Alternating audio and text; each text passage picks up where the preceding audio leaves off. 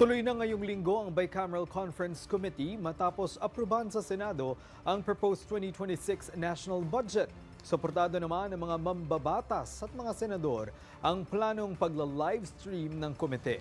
Si Daniel Manalastas, una sa balita. Walang weekend break para sa mga mambabatas ngayon darating na Sabado at Linggo. Nakatakda na kasi ang Bicameral Conference Committee para sa panukalang 2026 national budget. Matatandaan kahapon, inaprubahan na ng Senado ang 2026 proposed budget sa botong 17-0. Inaasahan naman na naka-livestream ang Bicam, bagay na buo ang suporta ng mga senador. May mga kumukontra. May mga hindi dito sa amin, sa kabila, sa House, ayaw nila.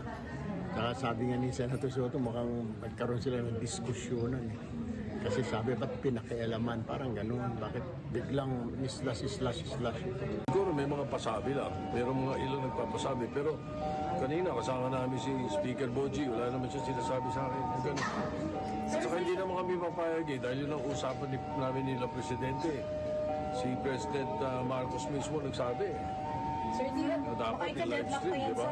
Gusto namin naka-open, kitang-kita ng publiko, sino-sino naglagay ng ganito. Live stream kami talaga. Napag-usapan na namin yan. We're told na medyo may resistance. Ano pong sinasabi sa concerns niyo? Hindi, kasi di ba nagpasa kami ng concurrent resolution? Walang counterpart eh. Kami nagpasa namin dito, di ba? So, ilalaban namin kasi kailangan live stream. Ayaw nyo ba? Samantala, ilan sa mga pagtutuunang pansin ng Senado sa mga susunod na araw ay ang mga prioridad na panukalang batas ng Marcos Jr. Administration, ang Anti-Dynasty Bill, Independent People's Commission Act, Party List System Reform Act at ang Kadena Act o Citizens Access and Disclosure of Expenditures for National Accountability Act. Nauuna sa balitang totoo at laging bago, Daniel Manalastas ng IBC News para sa Alauna sa Balita ng Congress TV.